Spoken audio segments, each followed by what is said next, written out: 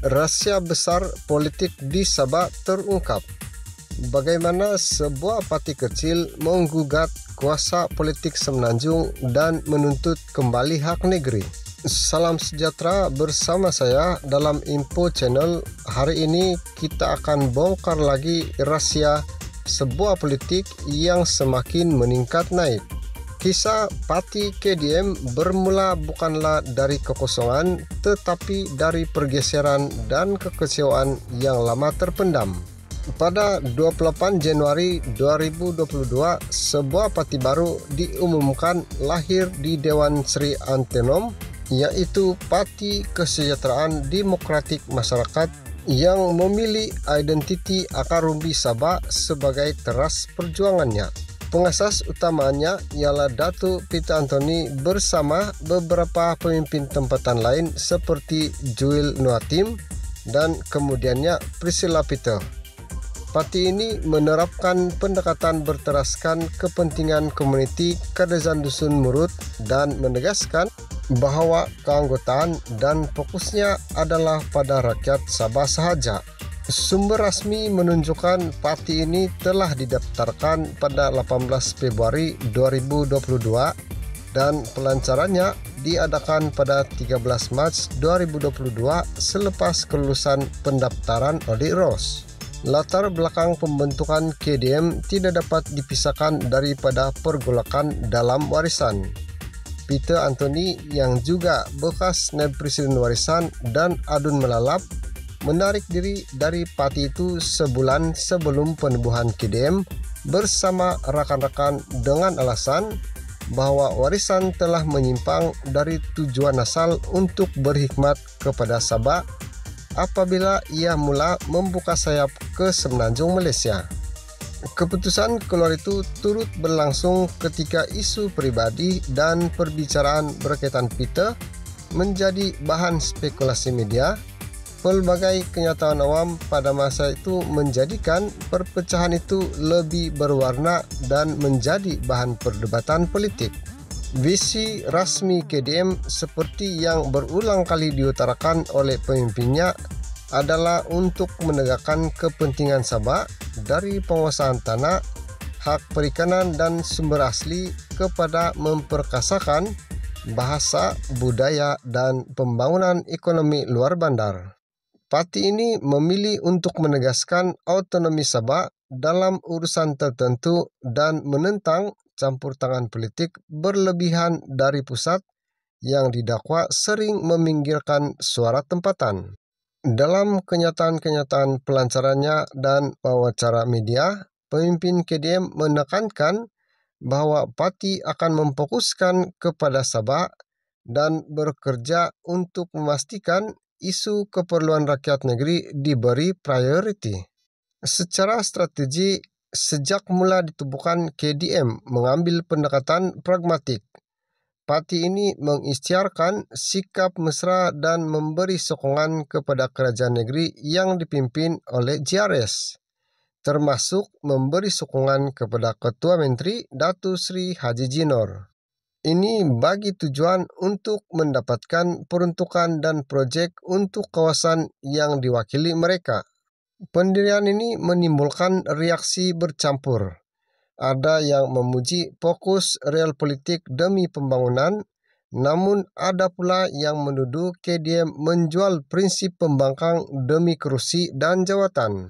KDM juga membawa isu identiti etnik ke hadapan dengan menyasarkan pengukuhan hak komuniti KDM dalam struktur negeri. Ia satu langkah yang mengundang perbincangan hangat tentang keseimbangan antara hak kaum dan prinsip kesamarataan warga negara. Kritikan mengatakan tumpuan etnik boleh menyumbang kepada polarisasi. Penyokong membalas bahwa tanpa suara berpusat, keunikan dan keperluan komuniti asli akan terus diabaikan oleh polisi pusat yang umumnya berpusat di Semenanjung. Sejak pendaftaran, rekod pilihan raya dan representasi KDM menunjukkan cabaran sebenar parti baru dalam pilihan raya umum dan pilihan raya negeri yang berikutnya. KDM berjaya menempatkan wakil-wakil tertentu di peringkat parlimen dan Dewan Negeri. Namun, capaian masih terhad jika dibandingkan dengan parti-parti besar. Ini mencetuskan dua aliran kritikan. Yang satu melihat KDM sebagai langkah permulaan yang realistik, dan satu lagi yang mempertikaikan sama ada pemisahan daripada warisan benar-benar membentuk kekuatan politik atau sekadar menambah pecahan suara di Sabah. Statistik dan peta kemenangan serta jumlah undi pada PRO dan PRN perlu dirujuk untuk gambaran penuh prestasi mereka. Di sebalik fakta rasmi dan retorik, wujud kontroversi yang berterusan. Adakah KDM benar-benar lahir demi mempertahankan hak Sabah atau hanya strategi personal politik oleh tokoh tertentu? Adakah sokongan mereka kepada kerajaan negeri GRS menggadaikan masa depan otonomi politik yang lebih tegas demi keuntungan jangka pendek? Sejauh mana isu-isu pribadi pemimpin mempengaruhi kredibiliti parti dan akan digunakan oleh musuh politik? Dan jika perjuangan etnik diperkasakan, adakah ini akan memecah belah masyarakat Sabah kepada blok-blok identiti yang lebih tajam atau sebaliknya memperjuangkan keadilan bagi komuniti yang lama terpinggir? Pertanyaan-pertanyaan ini bukan sekadar teori.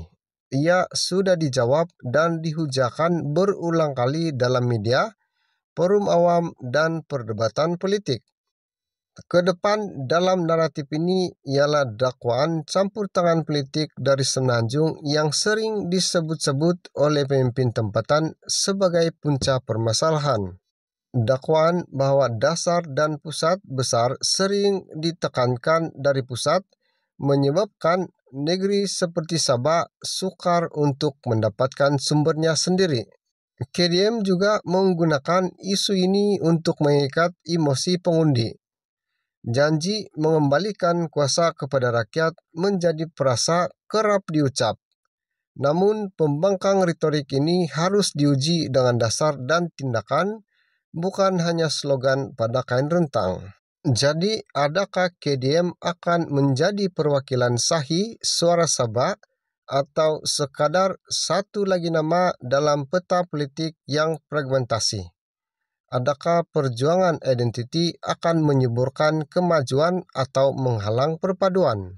Jika Anda pikir ini berakhir di sini, tunggu dulu.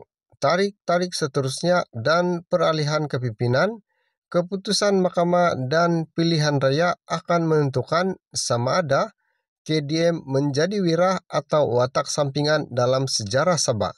Jangan lupa tekan butang like dan komen Anda di pihak yang mana, hak Sabah dulu atau politik reality sekarang. Jangan lupa subscribe untuk video yang seterusnya.